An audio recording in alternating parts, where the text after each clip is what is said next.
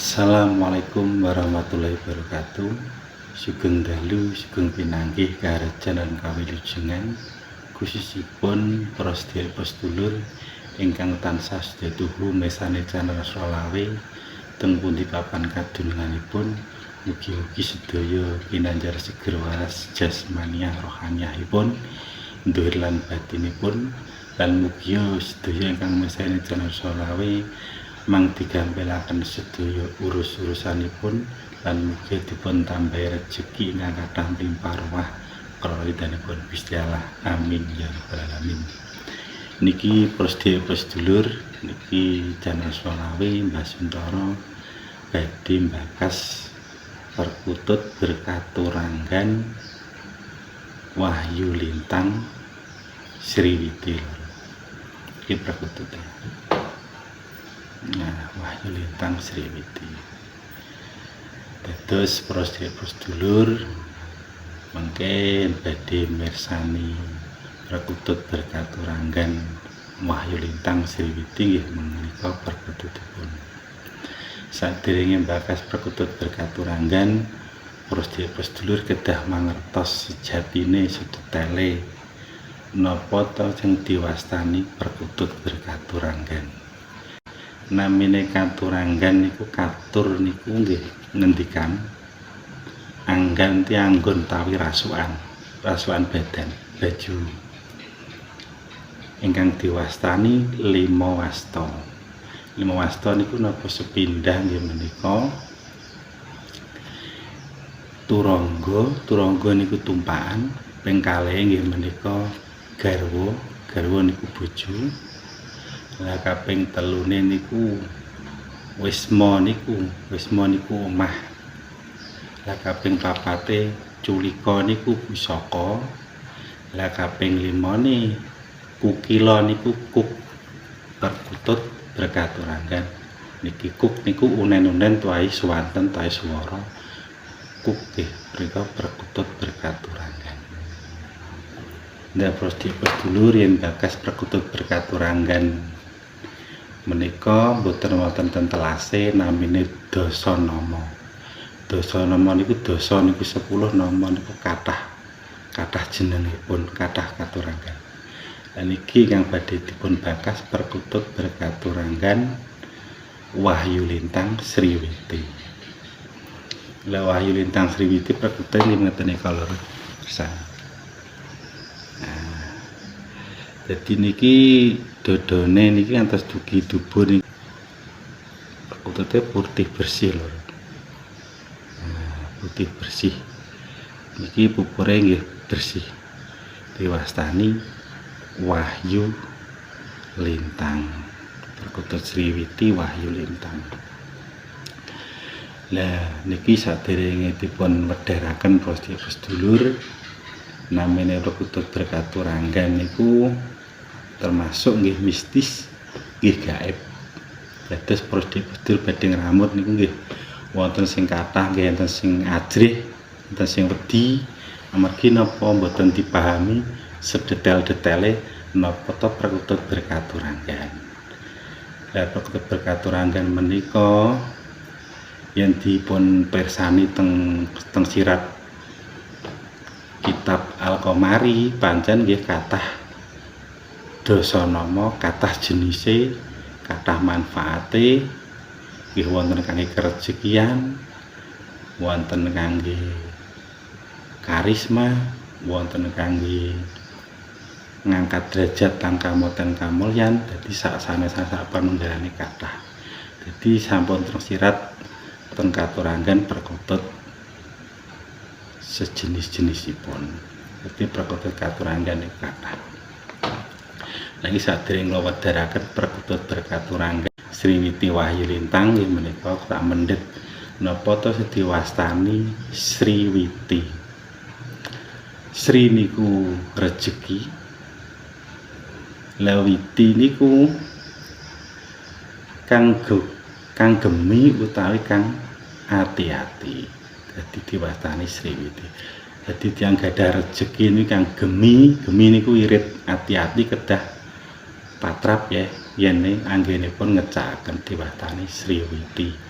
wonten yang disabda para leluhur yen wonten tiyang Jawi yen Sri niku jelmane Mbok Sri, la Witi niku jelmane Joko Sedono. Dadi Sri Witi ini sejatine ingkang rumeksa Sri ingkang rumeksa sandang pangan, la Witi niku sejatine Sedono ingkang resa Raja Brana utawi arta sapanunggalanipun Mas Pices Raja Brana.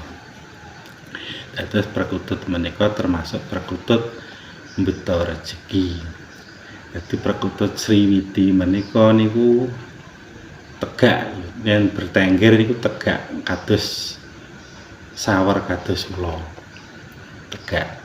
Mboten kok terusan perkutute kadang prosedulur salah anggenipun ngetrapaken perkutut jari iso malih saged malih sawer niku mboten. Sejatine mboten. Panci riyen wonten kula nggih ngonangi kiyambak, ngalami kiyambak. Niku perkutut niku wone nggih Sri Witi ngoten niku bertengger ngoten. Gang pinten dinten teng kurungan niku mlebet niku ndalahe wonten sawer. Lah sawer niku duka badhe madang perkutut niki jenis ngeten niki duka badhe pripun mboten ngertos tapi kok perkutute pun mboten wonten duka medal ing kurungan niku wau. Lah sawer niku teng jerone kurungan niku wau. Dadi santen sing mastani malih ula sejatine ngoten niku, tapi jatine mboten. Niku yang bakas perkutut Sri Witi berkaturangan Sri Witi. Jadi Sri Witi niku mbeta manfaat, mbeta barokah, mbeta rejeki jelmane Mbok Sri si Joko Sedono. Lembakas Wahyu Lintang. Wahyu niku diwastani wahyu niku cara tiyang niku anugrah utawi ketiban pulung, ketiban wahyu niku ketiban pulung, ketiban keanugrahan. Di wahyu niku pinurun saking Gusti Allah Subhanahu wa taala, wonten sing lewat makhluke, wonten sing lewat insane, wonten sing lewat sejenis perkutut berkaturangan mengaten nika diwastani perkutut Wahyu Lintang. Lintang niku nggih diwastani lintang niku nggih bintang, bintang utawa tiyang niku pengarep ingkang utama niku bintang. Pami contone artis bintange sinten, bintang tamune sinten, pami film utawi napa niku namine pengarep niku naminipun bintang. Jadi perkutut lintang wahyu lintang menika berkaturangan Sri Witi menika perkutut ingkang istimewa lur. Dan iki ekore kula hitunge lur. Iki ekore tak pesane ekore nggih. Hitung.